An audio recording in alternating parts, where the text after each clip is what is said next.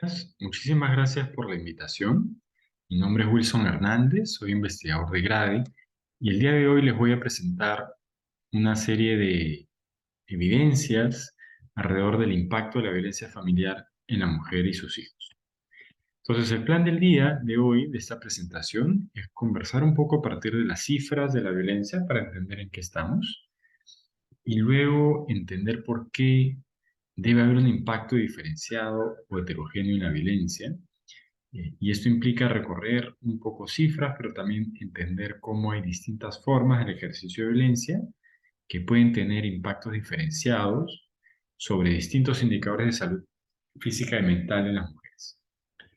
Y finalmente vamos a revisar algunas de las investigaciones para Perú que han evaluado justamente el impacto de la violencia. Y me concentro en Perú con la intención de leernos a partir de nuestras propias investigaciones, porque si bien, digamos, vamos a encontrar estudios de otros países que son útiles, creo que a veces nos toca un poco más entendernos a partir de la realidad del país. Voy a partir con algunas cifras elementales para saber en qué está la violencia.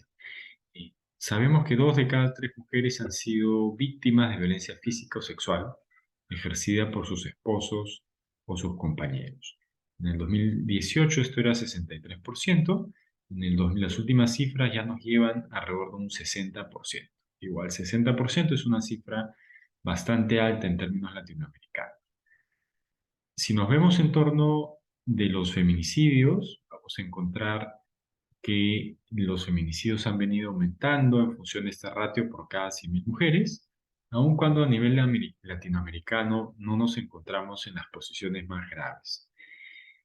Y a nivel de denuncias sí es un indicador que ha venido creciendo en forma importante en los últimos años, probablemente por la mayor conciencia de que el problema hay que denunciarlo, a pesar de que la calidad del servicio no siempre es la mejor. Si nos ponemos en el panorama latinoamericano, vamos a ver que Perú, en términos de este indicador puntual, que es porcentaje de mujeres víctimas de violencia física en relaciones de pareja alguna vez sufrida, estamos entre los 3 primeros. Estas cifras son muy comparables, vienen de una comparación de lo que son las INDEX, que son la DHS, que son encuestas muy similares realizadas a lo largo de América Latina y otros continentes, pero nos da un termómetro bien particular, ¿no? Entonces estamos ahí liderando esta zona peligrosa de los índices. Y además vemos que la violencia contra las mujeres es menor solo en las de mayor educación. Incluso la diferencia no es mucha. Si nosotros nos focalizamos en este grupo, que son las mujeres que tienen educación superior, vamos a ver que el 9% de ellas comenta que fue víctima de violencia físico-sexual en los últimos 12 meses por parte de su esposo o compañero. Y en los otros grupos con menor educación, la diferencia es menor. En realidad. No hay mucha diferencia y esto probablemente también obedezca a que desde mayor educación tengan algún tipo de mayor vergüenza para revelar este hecho. Si partimos esto por regiones, nos vamos a dar cuenta que la situación es más compleja para algunos sitios. Hay 2 regiones, específicamente Cusco y Apurímac, donde tienen más del 80% de mujeres con condición de víctima de violencia de pareja alguna vez en su vida. Entonces, si pensamos en los impactos que vamos a ver después, lo que vamos a notar o intuir es que los efectos, que son un promedio nacional, pueden ser incluso mucho más fuertes en algunas regiones como estas en particular. Y así como pueden ser más fuertes los efectos para ciertas regiones, también lo son para ciertas mujeres. Las mujeres de origen indígena, por ejemplo, están más expuestas a violencia física o sexual, lo que quiere decir que los agresores de origen quechua son mucho más frecuentes. Entonces, con eso en mente, podemos pasar a la segunda parte y es tratar de responder por qué debería haber un impacto diferenciado o heterogéneo, ¿no? Es decir, no porque debería haber más efectos en Cusco versus el resto del país, por ejemplo, sino por qué debería haber un impacto distinto entre el mismo grupo de víctimas. Y acá partimos del punto de que cuando hablamos de víctimas o sobrevivientes de violencia, hacemos una generalización. y caemos en el error de pensar que todas son víctimas de un patrón de violencia similar, cuando en realidad no es así. Nosotros, con colega y amigo Hugo Morales, realizamos una investigación que justamente buscó quebrar esta idea de la homogeneización de las víctimas. Analizamos patrones de victimización. Entonces, un patrón de victimización lo que busca es distinguir distintas formas de ser víctima de violencia. Entonces, nosotros identificamos cuatro patrones. Un primer patrón que se llamó control limitado. El control limitado, todos los patrones los analizamos en función de tres grandes categorías: severidad, frecuencia y temporalidad de la violencia. Entonces, en este patrón de control limitado, que abarcó a la mitad básicamente de las mujeres, estos datos en base a datos de la ENDES, las formas de agresiones básicamente eran celos. En el segundo patrón, que era control extendido, la violencia psicológica aumentaba en variedad, ya no eran solamente celos, sino estrategias de control. En el tercer patrón, que es el control violento regular, había una menor incidencia de violencia psicológica, pero mayor de violencia física. Ya aparecía la violencia física. Y el cuarto patrón tiene que ver con el control violento de riesgo de feminicidio, que era el menos frecuente, 9% de la muestra. Sin embargo, había una mayor incidencia de violencia psicológica, física, incluso de estas formas de violencia física similar a la ejercida en feminicidios, como estrangulamiento o ataques o intentos de ataque con algún tipo de armas, ¿no? Entonces, detrás de estos patrones, lo que nos dice es que hay una experiencia vivida diferente de la violencia y por tanto es muy probable que las mujeres que estén detrás de cada uno de estos patrones tengan impactos diferenciados. Y eso es importante porque los estudios que vamos a ver a continuación básicamente reportan datos promedio, es decir, se asume que hay una víctima promedio, pero si vemos perfiles, es muy probable que hayan ciertos perfiles como quizás este último o este tercero, que tengan incluso mayores impactos sobre su condición física y mental. Entonces ahora vamos a revisar algunos de los estudios que para el Perú han trabajado temas de violencia. Y voy a concentrarme básicamente en dos grupos: los que relacionan salud física y mental y los que relacionan algunos otros aspectos probablemente más económicos. Entonces, a nivel de salud física y mental, probablemente lo más obvio que pueda pasar es que identifiquemos que hay un efecto sobre la depresión. Y hay dos estudios que justamente identifican que las mujeres que están expuestas a violencia son víctimas de depresión de manera más frecuente. Pero también hay otro estudio que identifica que hay una reducción en el consumo saludable. Lo que suele pasar es que cuando uno está en estado de depresión, cambia sus hábitos de consumo. Generalmente lo que sucede es que el cerebro funciona, parte del cerebro funciona en base a glucosa, que es una energía básica, y por tanto, cuando hay una persona que está expuesta a depresión, esa energía se le consume y tiene que buscar un reemplazo inmediato. Entonces, ese reemplazo inmediato implica consumir más carbohidratos y dejar de consumir cosas que puedan ser un poco más saludables, como frutas y verduras. Después voy a puntualizar un poco más sobre estos resultados en base a un estudio del Ministerio de la Mujer. Y lo que suele pasar al mismo tiempo es que cuando hay niveles de depresión o cuando hay niveles mayores de estrés, una de las estrategias de afrontamiento es consumir tabaco y alcohol, ¿no? Aumentar el consumo de tabaco y alcohol. Esto no es algo masificado entre las víctimas de violencia, suele aparecer en ciertos grupos, pero suele aparecer. Y luego también hay una reducción en el número de secciones de lactancia. Esto es un estudio del MIP que también voy a profundizar en un momento, porque hay diferencias en términos de si esto está más presente en mujeres, por ejemplo, con más o con menos educación o con o sin niveles de pobreza. E incluso hay un inicio rápido de lactancia menos frecuente. Esto se refiere exactamente al momento en que el pequeñito o la pequeñita nace, cuánto tiempo pasa hasta que recibe la primera sesión de lactancia. Entonces, en mujeres víctimas de violencia, esa postergación o esa demora es más alta, es más fuerte que mujeres que no son víctimas de violencia. Y asimismo, hay un mayor riesgo de agresión a los hijos, es decir, cuando las mujeres son víctimas o son sobrevivientes de violencia, lo que sucede es que hay una transferencia intergeneracional de la forma de socializar o la forma de corregir, la forma de criar a los hijos, ¿no? Que puede ser una estrategia de afrontamiento, pueden ser temas de normalización, pueden ser temas de cómo se va forjando esta idea de cómo debe ser la crianza a los hijos, ¿no? Pero el tema es que no se corta con una generación en promedio, digamos. Es decir, hay mujeres que sí lo logran hacer, pero hay otras que siguen siguen transmitiendo la agresión hacia sus hijos.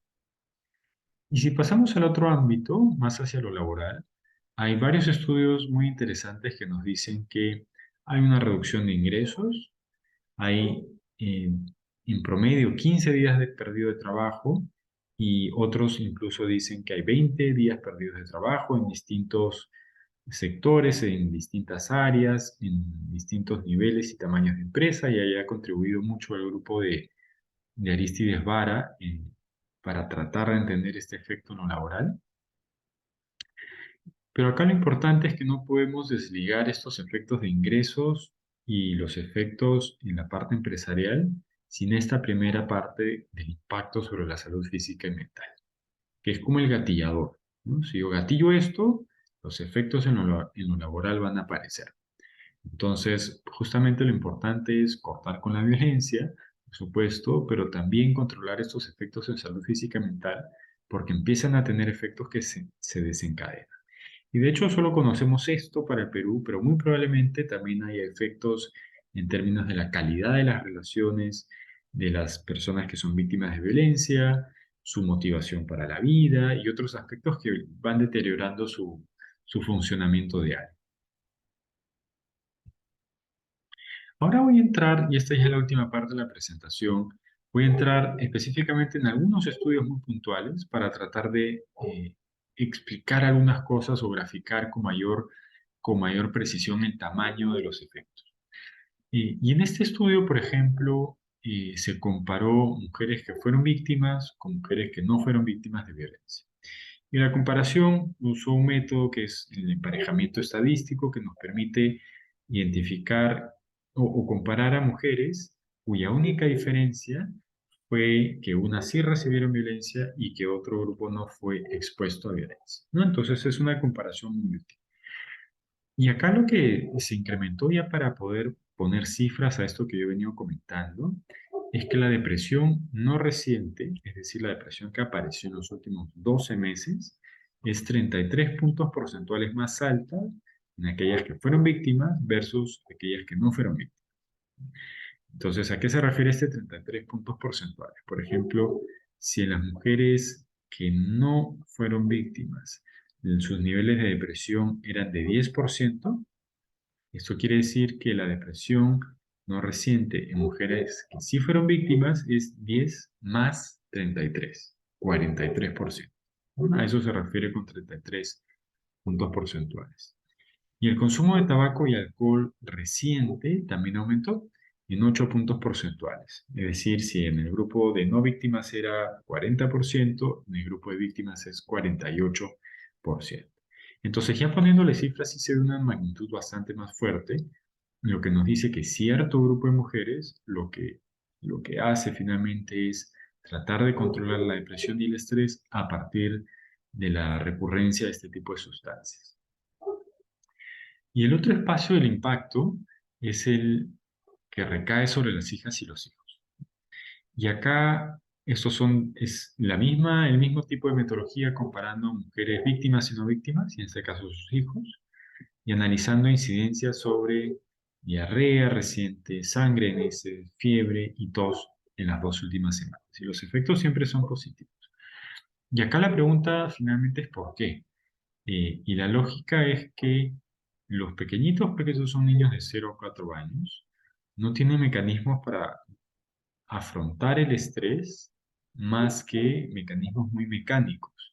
Entonces absorben ese estrés del ambiente, porque el ambiente de un hogar violento es un ambiente que se puede sentir. De hecho, los pequeñitos y las pequeñitas lo sienten. Entonces su forma de desestresarse y de manifestar su estrés es teniendo estas pequeñas condiciones que no obedecen, digamos, a enfermedades o algo, digamos, particular que hayan contraído, sino es que su sistema inmunológico además se debilita y por tanto tiene una mayor incidencia de estas molestias. Y ahora voy a revisar algunas tablas de un estudio del Ministerio de la Mujer que se hizo en el 2017, que con la misma metodología que yo les comentaba, comparar mujeres en situación de violencia con mujeres sin situación de violencia, controlando por diversas características y emparejándolas en función de su probabilidad de ser víctimas, analizan una serie de impactos. Y este es, por ejemplo, el impacto en verduras que yo les comentaba, ¿no? Entonces, acá el impacto general, por ejemplo, es que estas preguntas vienen de la ENDE, que es una encuesta muy detallada. Ahí te pregunta cuántas verduras comiste en los últimos 7 días. Entonces, las mujeres con violencia comieron 3,19 verduras. Mujeres sin violencia, 3,40. La diferencia no parece muy grande, pero en términos del impacto es una diferencia que estadísticamente es significativa. Entonces, son dos distribuciones, dos grupos que se alejan lo suficiente como para decir que hay un espacio entre ellas. Y la reducción es de un 8%. Pero miren que estos efectos se mantienen entre mujeres pobres y no pobres, y además se mantienen cuando las mujeres no tienen estudios superiores, ¿no? Es decir, los impactos terminan siendo un poco diferenciados. Y cuando vamos al consumo de frutas, la lógica se sigue repitiendo, ¿no? En mujeres con violencia tienen un menor consumo de frutas, es decir, un menor consumo saludable en los últimos meses. Entonces es directamente la idea de que la depresión va cambiando tus hábitos alimentarios y va deteriorando tu salud física al mismo tiempo. Esta es otra tabla, yo creo que muy importante porque refleja el impacto de la violencia contra la mujer sobre el embarazo interrumpido. Esta es nuevamente una pregunta de la ENDES que pregunta por embarazo interrumpido, no pregunta específicamente por aborto, puede ser alguna pérdida natural, consecuencia del deterioro de la salud mental o de la falta de cuidados como consecuencia de la propia violencia, por ejemplo. Pero resulta súper importante mencionar que las mujeres que han sido víctimas de violencia están expuestas a una mayor prevalencia de embarazos interrumpidos. Después, quizás estudios cualitativos podrán ayudarnos a entender a qué se debe exactamente esto, para entender cuáles son los mecanismos, las lógicas de relación y las dinámicas en la pareja, pero el impacto es súper fuerte, es un 26%, y además estos impactos cruzan toda la sociedad. Y son significativos entre pobres, no pobres, mujeres con secundaria, sin secundaria, con estudios superiores o sin estudios superiores. Y además también hay esta lógica de transmisión del ejercicio de la violencia que comentábamos hace un rato. Las mujeres que han sido víctimas de violencia aprueban el castigo físico y usan el castigo físico contra sus hijos e hijas. El impacto es de 18%, 43 versus 36 en mujeres sin violencia. E igual es una característica que básicamente atraviesa mujeres pobres y no pobres, y si tienen o no tienen estudios superiores. Entonces esto se convierte en algo muy importante porque las intervenciones de salud de alguna manera también deberían cortar esta construcción social que tenemos o que tienen, digamos, las que son víctimas de mujeres con mayor prevalencia, de que el ejercicio de violencia de sus hijos es una forma de curarlos, es una forma de criarlos. Pero esto pasa al mismo tiempo por no sacar a los hombres de la ecuación, porque son parte también de la crianza y son el origen, en realidad, de la violencia. Y en el mismo sentido, este es un cuadro donde se presenta el impacto en la percepción de castigo físico como necesidad de crianza. Y acá vemos nuevamente que las cifras son mucho más fuertes en aquellas mujeres que han sido víctimas versus aquellas que no han sido víctimas. En esta tabla, el impacto lo que presenta es el número de sesiones diarias de lactancia. Y acá lo que vamos a comparar son el número de sesiones de lactancia entregado por mujeres víctimas, 8,19, versus el número de sesiones de lactancia diarias entregado por mujeres no víctimas, 9,12. Entonces es una diferencia de 10%, significativa. ¿Qué significa esto? Significa que muy probablemente como consecuencia de la depresión y como consecuencia de la reducción del consumo saludable y como consecuencia primaria de la presencia de violencia, hay una afectación en la producción de oxitocina, que es la encargada justamente, la hormona encargada de producir la leche materna, y por tanto no hay una capacidad o hay una menor capacidad de las mujeres víctimas de violencia en tener un ritmo que sus hijos o sus hijas necesiten. Una segunda explicación es que como tiene normalmente las mujeres que están en contexto de violencia forman parte de una relación mucho más machista y es muy probable que los roles de género en ese hogar impliquen que ella tenga que atender al marido con una mayor frecuencia y por tanto tiene menos tiempo para el pequeño, ¿no? Es una segunda hipótesis que habría que testar. En todo caso, lo que se nota acá nuevamente es que este impacto es más fuerte en mujeres que no son pobres y en mujeres con secundaria y en mujeres con estudios superiores, ¿no? Que significa que no es necesariamente una cuestión de los grupos de menor nivel socioeconómico, sino que incluso se esparce por diversos grupos de la sociedad. Entonces, en conclusión, ya para ir cerrando, el impacto de la violencia abarca muchos espacios, la salud mental, física de ellas y sus hijos, y por tanto las políticas deben ser más comprensivas y tratar de ampliar su espectro para no tratar simplemente el tema legal o el tema psicológico inmediato, sino las consecuencias que la violencia va a traer en espacios menos visibles, como el de la salud mental, o para los cuales yo necesito un servicio distinto, al cual yo tengo que moverme para poder recibir. Y por tanto, ya para cerrar, los servicios deben adaptarse a las necesidades de ellas y sus hijos. Y esto va a pasar en la medida que nosotros entendamos que todo lo que pasa a partir de un acto de violencia tiene que ser parte de una ruta crítica que no abarca solo lo legal ni la atención inmediata, sino que abarca todos estos otros aspectos para sostener la salud mental y física de las mujeres, pero también sostenerlas en un espacio de sostenibilidad económica que les permite a ellas tener mayor tranquilidad lejos de sus agresores. Hasta ahí me quedo. Muchísimas gracias por la invitación y cualquier pregunta, comentario me lo pueden enviar a este correo. Muchas gracias.